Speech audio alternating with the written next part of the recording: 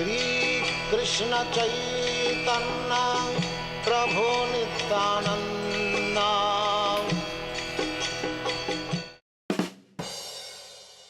Hare Krishna. Here we are. We have the channel Bhagavad-gita. Here it is, because we have Bhagavad-gita. Bhagavad-gita as it is, the edition with translation and commentary by His Divine Grace A.C. Bhaktivedanta Swami Prabhupada.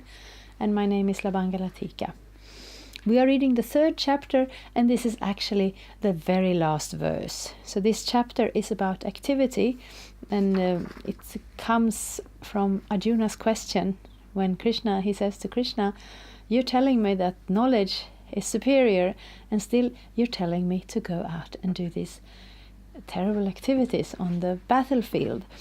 And, well, if you haven't seen all the installments with all the verses, you are very welcome to go back and do so. But this is the last verse, and I will read it here. Evang buddhe parang buddhava sangstabhyatmanam Jahishatrang mahabaho kamarupang durasadam. Thus knowing oneself to be transcendental to the material senses, mind and intelligence, O mighty armed Arjuna, one should steady the mind by deliberate spiritual intelligence, Krishna consciousness, and thus by spiritual strength conquer this insatiable enemy known as lust. Yes, so we don't maybe daily consider the insatiable enemy known as lust, because that's not really our culture. But when we start to take to spiritual life, we sometimes find that there are hindrances, things that get in the way, which is a little bit strange, because spiritual life, Krishna consciousness, is the nature of the soul, and I am that soul. And Krishna consciousness, bhakti, love of God, is based on the pure desire of the soul to serve Krishna in love. It's not something, it's not a religion like we read. I'm from Sweden, and back in the day when we were very strictly Lutheran, because that was the law, then you had to open your home to the priest that would come and question you. If you knew by heart all the specific things you had to learn. And if you didn't know them, he could punish you. He could slap your hands. That was apparently a very normal thing. You wouldn't get recommended for different things that you wanted to do, because there was a law.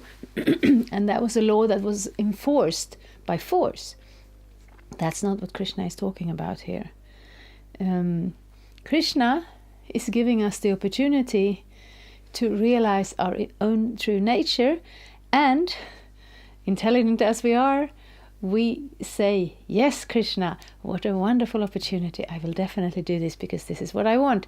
And still we find days when this is not what we want. And isn't it strange? Because we're actually this little soul waking up in the heart, seeing Krishna there and running with happiness to meet him. And then we get sidetracked.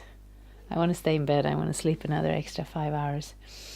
I just want to sit here and watch a pointless movie that is not going to fill my heart with joy.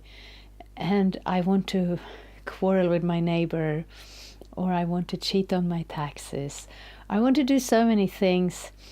And even when I serve Krishna, my mind and my senses, they draw me to gossip about the other servants of Krishna that I don't like so much, or they draw me to cook the offering to Krishna and make sure that I keep the best parts aside for myself. And that's not really love for God, is it? And that love should be such a natural thing. But we are so conditioned in this world. We've been in here lifetime after lifetime after lifetime, identifying with this body, identifying with these senses. So when the senses pop up with their impulses, and the mind comes to us and says, let's go, it's ice cream time. We don't think, okay, those senses that are separate from me are now bringing up something that is a distraction to my actual natural interest. No, we're thinking, yes, I want ice cream. Because that's our conditioning. And therefore, Krishna is giving us this knowledge that is very helpful. So it's not that somebody comes and judges us and tells us we're not good enough.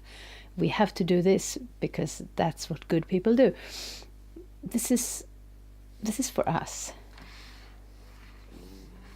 This is for us when we come to the point and realize that this is the reality. I am a spirit soul.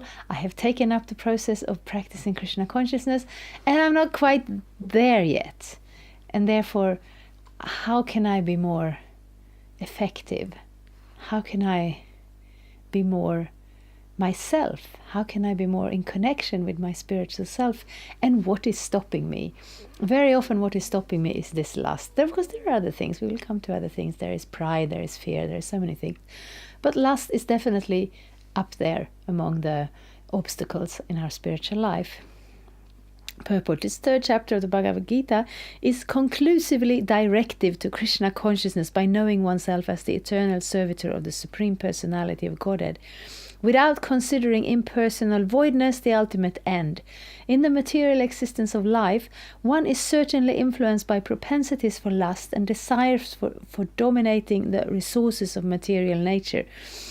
Yeah, tell us about it. Look at the planet. Look at the planet, how we're grabbing. They're saying, if everybody lived like we do here in Sweden, or I don't know where you're watching from. But I know Krishna consciousness is there in Sweden, it's there in America, it's there in many countries.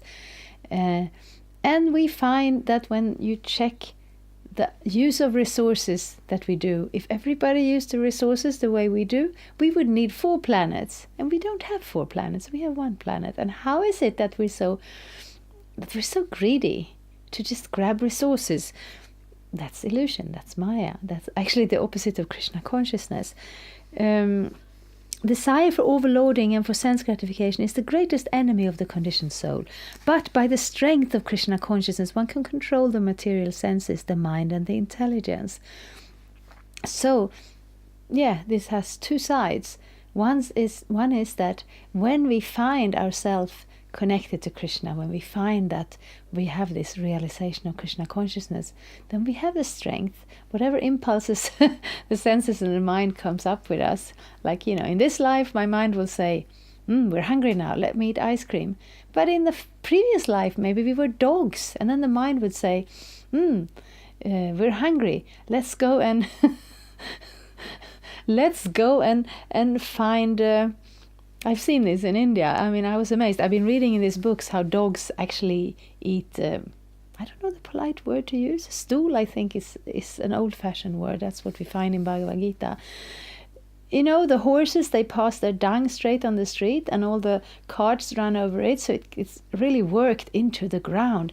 And the dog will come with the corners of their teeth and pull it up and eat it because it's very attractive. I would never think that's attractive. Because I have a different body, I have a human body. I will find ice cream attractive. The impulse is the same.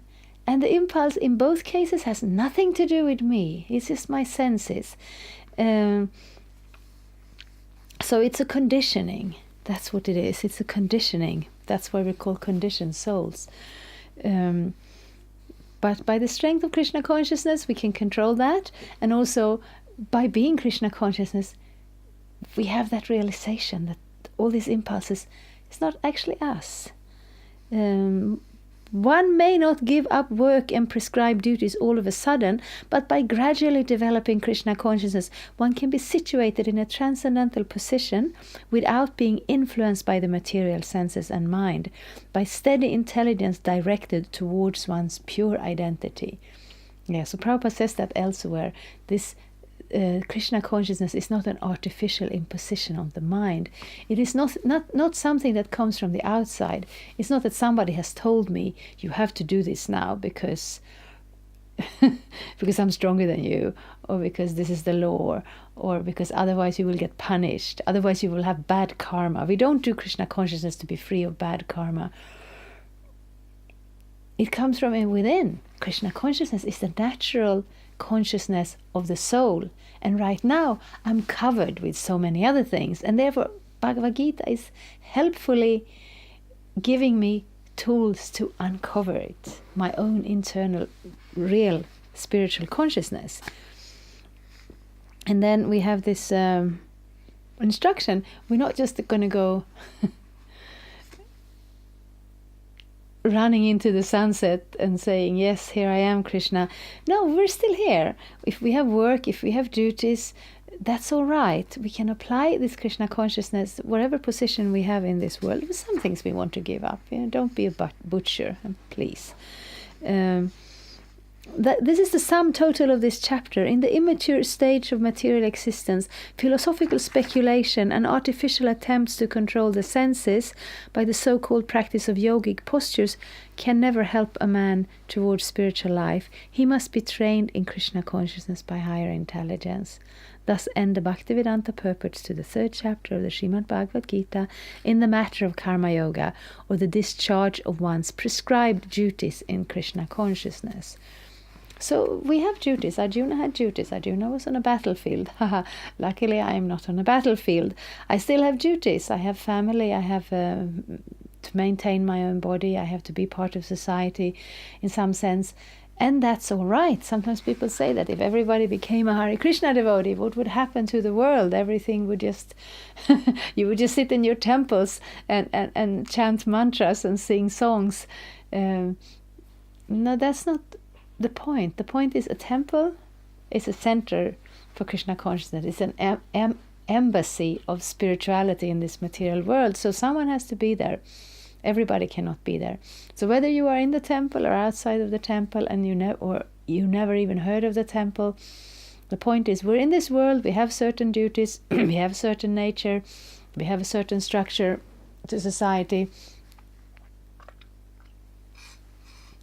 And of course, we also hear from the teachings of the Bhagavatam and from Srila Prabhupada that it is quite possible to structure society based on Krishna's instructions. That may be something we can manage eventually. At this point, we are definitely not there. And we are not revolutionaries in that way. We're not going to force such a thing, but we want to be able to show an example, to show a blueprint on how you can arrange society. But wherever we are in society, we have certain duties. And wherever we are, we can start to practice Krishna consciousness. And we can learn this point. I am not this body. I am something different. I am a person. I'm a real, actual spiritual person, and I have a connection to Krishna. And it's possible to reawaken that connection in practical life, in our activities, in our daily lives, and to come to a realized platform where it's not just a question of duty or belief or the done thing. Because right now in Sweden, it's not really the done thing to be spiritual or God conscious or anything like that. But those motivations are not complete. So when we come there, when our full motivation is to develop and wake up our loving service to Krishna, then there will be these type of obstacles that comes from our conditioning. And therefore Bhagavad-gita has included all this knowledge that we have access to it when we get there. And even better is to study the Bhagavad-gita before we get to the obstacles, so we understand how to practice it in the best possible way. And that was the end of the 3rd chapter. Next time we're starting the 4th chapter, which is called Transcendental Knowledge. Isn't that nice? Thank you very much. Hare Krishna. Thank you for watching. We aim for updates every Tuesday and Friday. Please come back. If you have any questions or comments, please leave them down there. We also have some links and information for you. And there is, of course, the subscribe button. Thank you. Hare Krishna.